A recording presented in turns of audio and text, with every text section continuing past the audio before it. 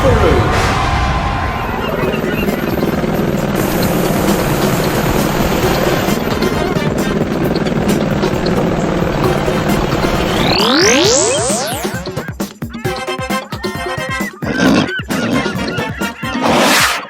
Kami na po dito sa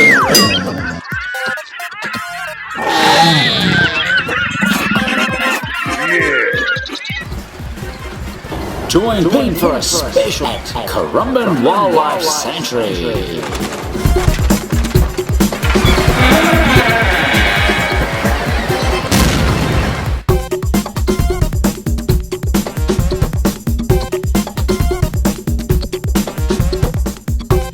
So Pete, we've just had this little baby bird brought in, and this happens a lot at the clinic. We get these little guys brought in because they fall out of their nest, and people think that they're hurt, but this one's fine. She actually just needs to go home to her family.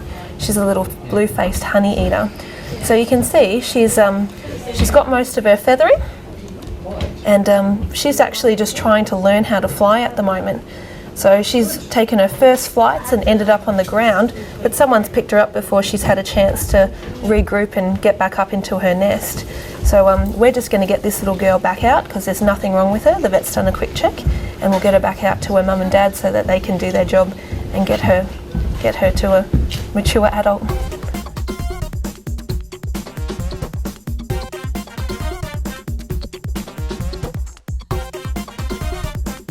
So this little guy's come in, and he's a little blue tongue skink, and he looks like he's got a dog attack injury.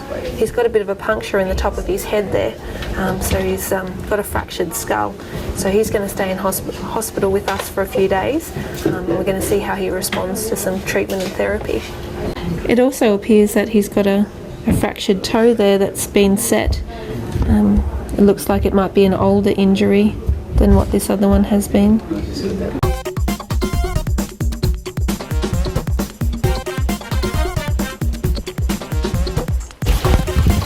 These are our turtle ponds, our turtle rehabilitation area.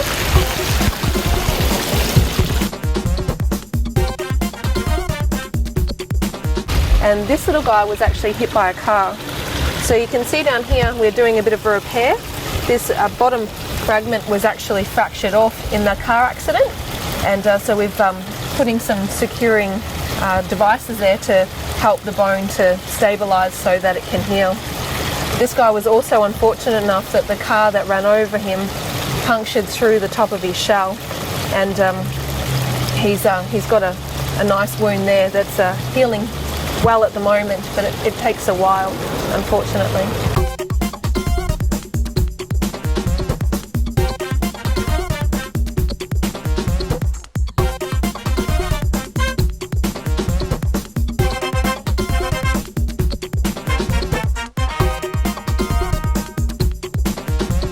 So this guy here is a black swan that came in with fishing line wrapped around his legs.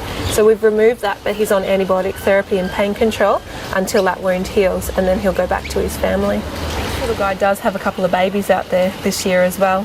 So his missus and his kids are waiting for him at home. So this is our raptor rehabilitation facility for our birds of prey. So it has nice soft mesh so that they can't hurt themselves or their wings. And then we go in and check them and medicate these guys daily.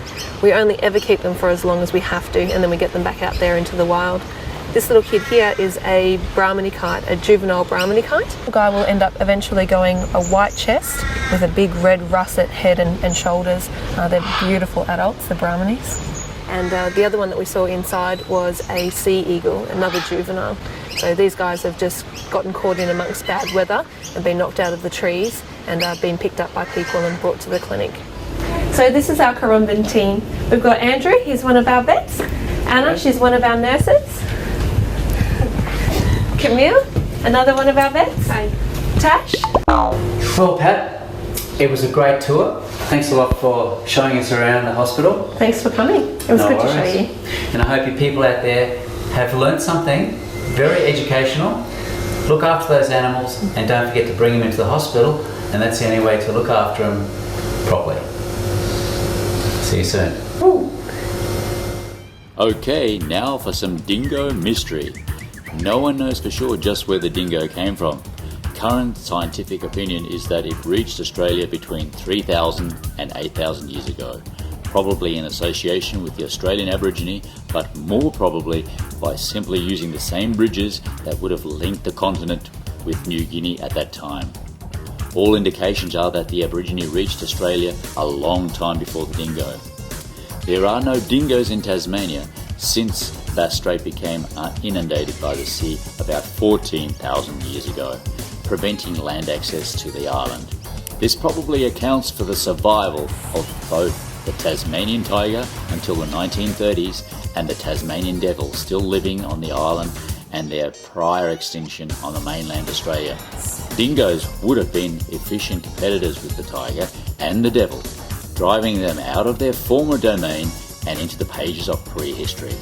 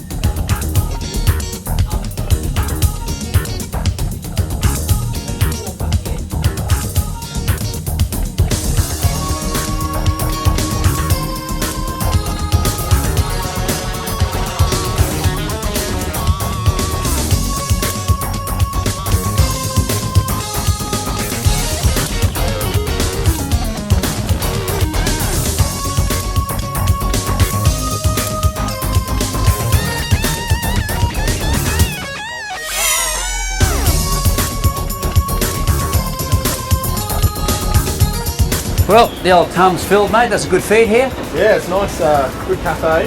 But I hope you're ready for a little bit of a challenge. Yeah, mate. So how's this challenge going to be? Mate, it's what we call the green challenge here at Currumbin Wildlife Sanctuary, where you're climbing amongst the trees. Ooh. Get your sort of, Sounds like me. I'm sort of a bit used to that. Yeah. Back to nature and, getting amongst the bush. Sounds good, mate. And a lot of people, this is open to the whole family, mums and dads and kids, and everyone can do it? Yeah, look, there's a bit of a height restriction, but, Yep. come on down and we can measure you up and see, whether you can go on it or not. But, most people can, and, it's great fun, as you'll see. Sounds good, mate. Let's give it a go. So easy fun.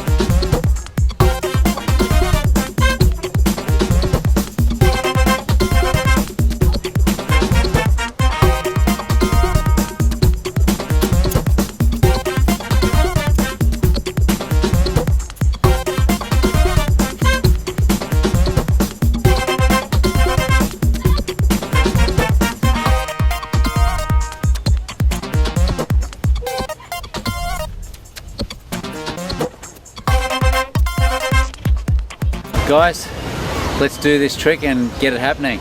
Woo!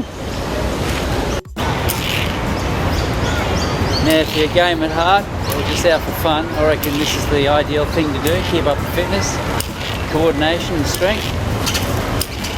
We're doing a ride here. We're about a quarter way through and it's not too bad actually.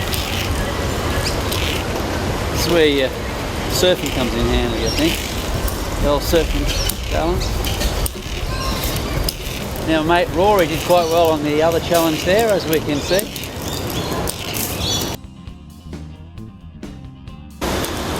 Okay, we just got to hang here till these guys go, and then we're going to do the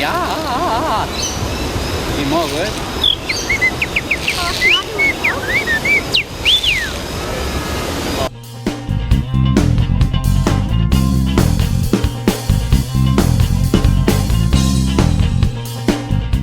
We'll give you a quick rundown later on of all the things to do. This is only one of many things here on the course to do. To get out there and do things you've never done before. Yeah. Cool.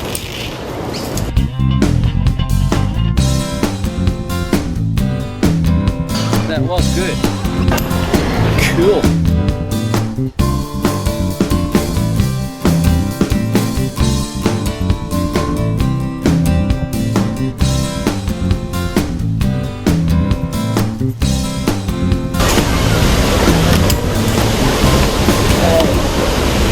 Let's do this.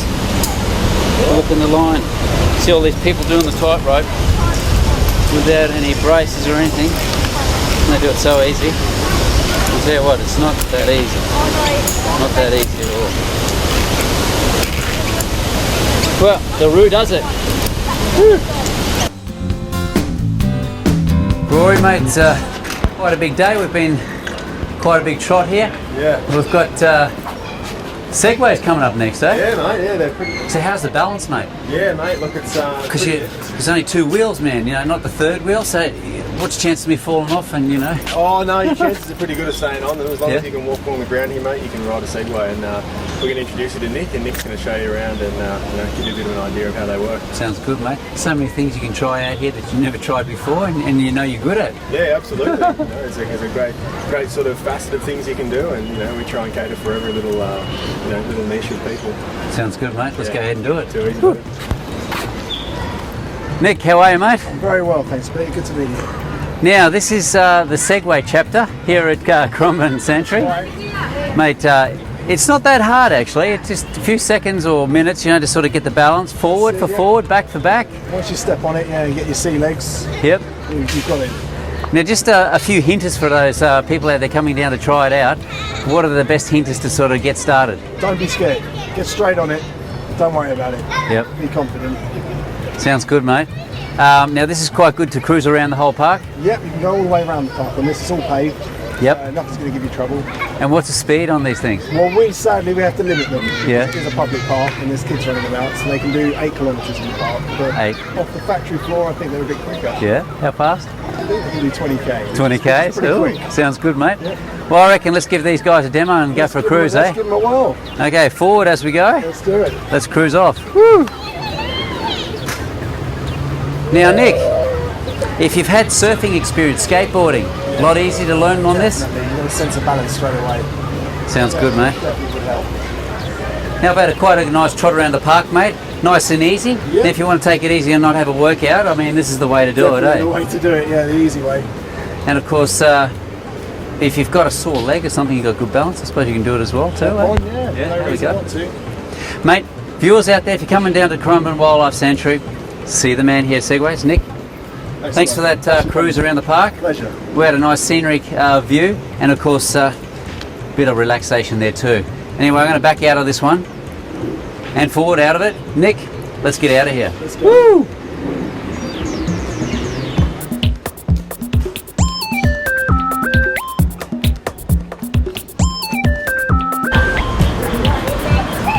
Mate, it's been a great pleasure. I'll put your hands there, mate.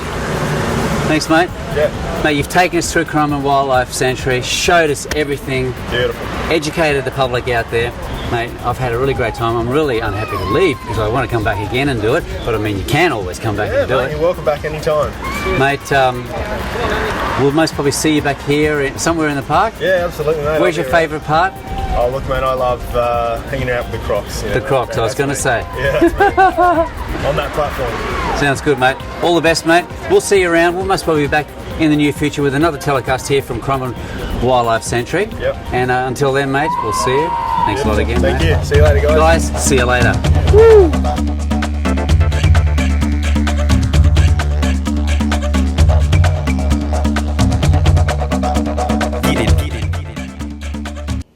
Hey guys, and welcome back to Pete the Surfaroo.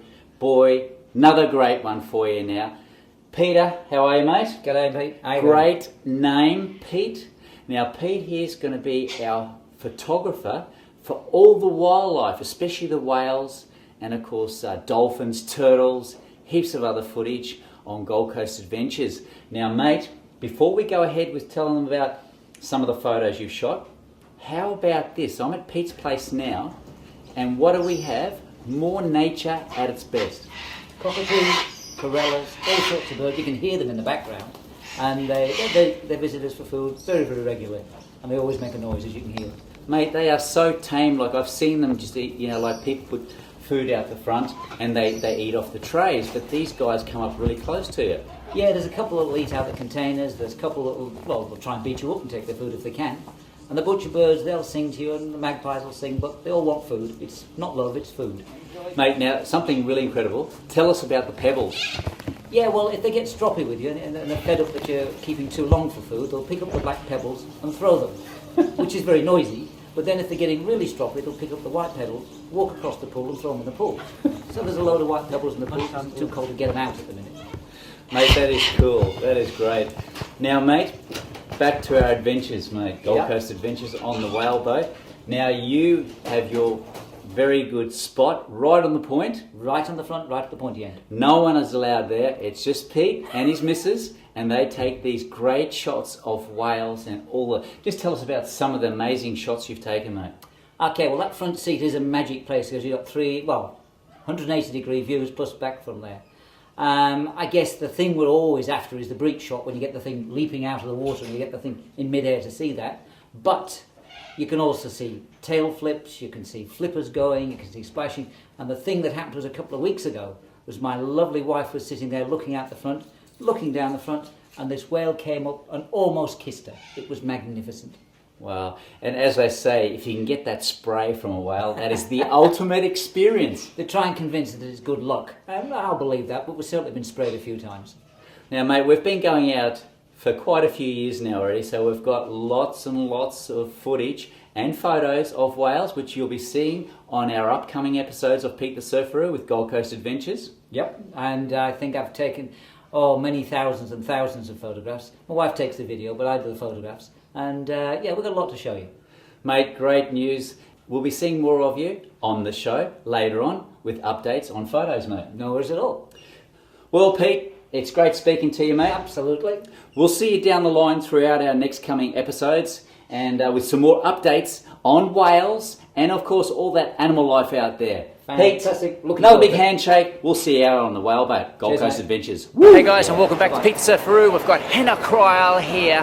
Now she's got an amazing act with this wheel behind me. I'll let you tell about what's going on in this act. This is the big wheel show, so I'm using this wheel that's behind us here. It's basically a human-sized hamster wheel, and it's called a German wheel. It's an acrobatic apparatus. Now it's pretty heavy too. You were saying there it weighs just as much as you. Yeah, I tell people in the show that it weighs 45 kilos and that I weigh 45 kilos. The truth is I weigh a little more than 45 kilos, but it does weigh 45 kilos. It's a heavy piece of equipment. Now you travel all around the world doing this act. Now tell me, how do you get this on a plane? This one actually breaks down into 4 pieces, so I can put it into 2 bags, 2 pieces in each bag, and I can check it onto a plane that way. You can get them, they break down into more pieces, and you can also get them where they're one solid piece and they're no good for traveling, so it's about finding the right wheel for you, I guess. Now we've done acrobatics, dance and heaps of other stuff too, but I've never seen anyone specialise in this wheel. Is there many people around in the world that do this? It's actually a competitive form of gymnastics in Europe, so throughout Germany it's really popular. Over here in Australia it's really just used in circuses, and you need to get a wheel that's the right size for you. They're height specific, so you can't start training it until you've stopped growing, which does mean that not as many people do it. Now we're really privileged to have you because some of the things that you are doing in this act is done as a world's first for the ladies. Absolutely, yes? Yeah. German wheel, it's rarely done outdoors at all, and certainly not by any other women that I've met. Yeah. I have been told about 2 other women in the world who've done it in the past, but I don't know of anyone else who's doing it right now. Now we're doing this act actually on concrete, and you do actually twirl really close to that ground. Have you had any close encounters with the earth? I have certainly, yeah, I've had many grazed elbow and knee. I slide down onto my tummy. So far I've been lucky enough I haven't actually hit my head on the ground, but it's a genuine possibility that could happen. So it's just about training, doing it as safely as possible. Yeah, just getting used to every possible thing that the world could throw at me. Sounds great. And where's home for you? I live in Melbourne now. I grew up in Brisbane. Victoria, yeah. I grew up in Brisbane. I was a member of Flipside Youth Circus all the way up until I was 19, and then I moved to Melbourne to continue my circus career. Well, it's a great pleasure having you on the show here on Gold Coast, Cavill Avenue, street performers, Australian performers here. I know you're busy, we're busy, we're going to get to check out some more outrageous street performers here. Pete the Surfaroo, and away we go. I can spend a minute with you, and I'll tell you a story like no one else can do. Aussie all the way. Wait, I think that's weight. I'll put your face on the TV. Hang with me on Pete the Surfaroo. I love my cozzy, and I love my hat. Where it's happening, that's where I'm at. Where you stay right there, then I will come to you with interview time with Pete the Surfaroo. Hey guys, welcome back to Pete the Surfaroo. Big, huge, we've got Michael Jackson here. Welcome back to the wrestling, Australasia Wrestling here. And we've got Jake and Giant Coyote here. Hey guys, we're back to Pete the Surfaroo, Benny, Frida, and well, hey, Pete's on a real true rocker. You won't come as a shocker. We're going on. You know there's nothing I will not do. Got a camera and a mic, and I know I've got the right, so I'm coming for you. I'm Pete the Surfaroo. I can spend a minute with, and I'll tell you a story like no one else can do. So if you want to chat with me, I'll put your face on the TV. Hang with me on Pete the Surfaroo. I love my cozzy, and I love my hat. TNT, where it's happening, that's where I'm at. Yeah. Wherever you stay right there, and I will come to you with interview time. Sandy the Mermaid.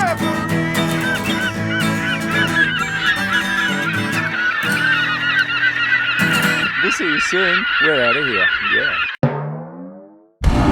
Hey guys, and welcome back to Pete the Surfaroo. Boy, have I got a great one for you guys this time. We've got Tony here and Noel. Now these two guys here are in the film business. So Tony's got a big premiere tonight of a World War I documentary, so it's going to be quite good because we've got one of those too about when the German and the Australian get shot down and they sort of meet up years later. Mate, do you want to just tell us a bit about your doco? Sure. Well, it's called Waltzing McPhisto, and it's about the last German World War I tank left on Earth. And believe it or not, it lives in South Bank, Brisbane. Wow. So it was captured in July 1918 by the 26th Battalion, which was an all Queensland and Tasmanian battalion, put on a boat, sent to London. The Poms tried to steal it. The Agent General of Queensland got upset, said put it back on a boat, and landed in Brisbane June 1919. It was in front of our museum on the way to the Ekka for 77 years until it was transferred to Queensland Museum. So it's a priceless, extraordinary artefact of world significance. So I'm very, very proud to be doing this documentary. And I actually have the grandsons of the officer who captured coming tonight. They live on the Gold Coast, so very excited about that. And wow, keep it in the family. So we got it in Brisbane, we've got the people down here that have got it too. Now the doco, mate, how long's it go for? Well, we're still deciding. We haven't finished it. We've done a trailer you're going to see tonight, but we're thinking 60 to 90 minutes. Wow, sounds like a good story, and the viewers out there, there'll be a lot out there sort of interested in watching it too. So are you going to disperse it and distribute it around Australia once it's out there? Well, the funny thing about Mephisto, it's actually going into the school curriculum in Queensland next year. Wow, that's great. So school kids will actually have to learn about it. So for me, Pete, it's more about sharing the story. Documentaries aren't really about money-making ventures. It's about telling stories that you really want to tell, and I know Noel would feel very strongly the same way. It's a passion you have, being born and raised in Queensland.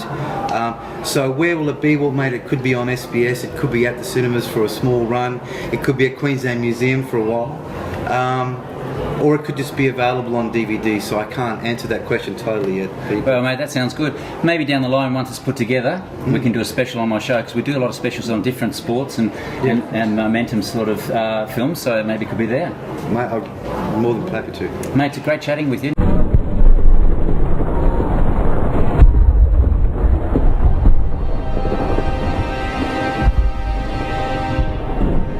On the 22nd of July 1918, outside Villers-Bretonneux, 13 volunteers from Australia's 26th Battalion and 2 gun carriers crept into no man's land on an extraordinary mission.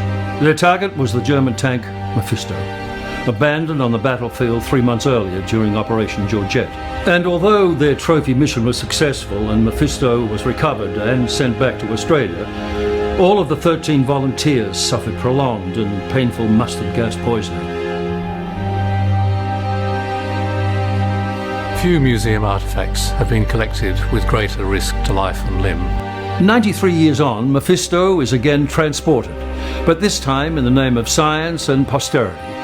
Now the only surviving German World War I tank left on Earth, it's being conserved and forensically mapped before it returns, where it will be displayed under protective glass at Queensland Museum.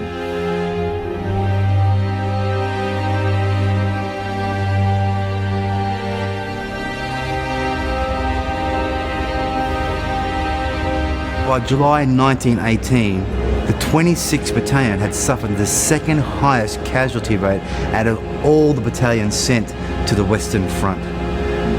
So when James Robinson, a schoolteacher from Brisbane, came across Mephisto, he thought this would be a wonderful opportunity to send a trophy and a reminder back to Australia of that sacrifice of all the young men that he'd seen die under his command in the previous 3 years. For 2 years, I've been researching Mephisto in collaboration with the world's leading experts. In partnership with Queensland Museum, we have the exclusive world rights to film both the conservation and the forensic mapping. Soon, it's going to return back to Queensland Museum, where future generations can ponder this amazing and iconic war trophy's amazing legacy. As we head to the centenary of World War I, we need your assistance to produce a first-class documentary to share this unique story with the rest of Australia and the world.